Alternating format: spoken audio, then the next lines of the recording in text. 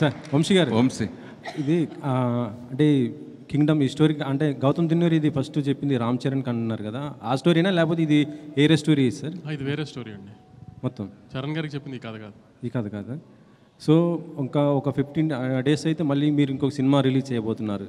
ఈ బిజీ షెడ్యూల్లో అది ఆ ఈవెంట్ అయినా చేయబోతున్నారా వార్ 2 సంబంధించి? అది కూడా చాలా తక్కువ టైం ఉంది కదా. మండే తర్వాత వార్ గురించి మాట్లాడుకుందాం అండి. ఈ 4 రోజులు అయితే నేను కింగ్డమ్ అయితే ఉండదు. మండే తర్వాత వార్కి ఏం చేయాలి ఎన్ని తర్వాత మండే తర్వాత మాట్లాడుకుందాం వార్ గురించి. విజయ్ని తీసుకోవడానికి కారణం ఏంటి సార్? అంటే గౌతమ్ దిన్నూరి ఈ స్టోరీ విజయ్ కోసం చేశారా లేకపోతే ఇంకేరేదండి? లేదు, గౌతమ్ నాకు వచ్చి చేద్దాం అనుకున్నప్పుడే నేను విజయ్ గారికి ఒక కథ అనుకున్నానండి. ఆ విజయ్ గారితో సినిమా చేద్దామని అది చెప్పాడు డైరెక్ట్గా. వేరే ఆప్షన్స్ ఎప్పుడు మేము పెట్టుకోలేదు. అందుని విజయ్ గారు అనుకున్నాం, అది విజయ్ గారితోనే అలానే ప్లాన్ చేసాం అంతే. వంశీ విజయ్ గారు, మీ లాస్ట్ సినిమా ఫ్యామిలీ స్టార్, అది ఫ్యామిలీ ఆడియన్స్ కోసం తీశారు. ఇది ఏ ఆడియన్స్ పర్టికులర్గా ఎవరి కోసం అనుకుంటున్నారు అసలు? టికెట్ బుక్ చేసుకుంటున్న ప్రతి ఒక్కరికి కింగ్డమ్ వాళ్ళందరి కోసం కింగ్డమ్.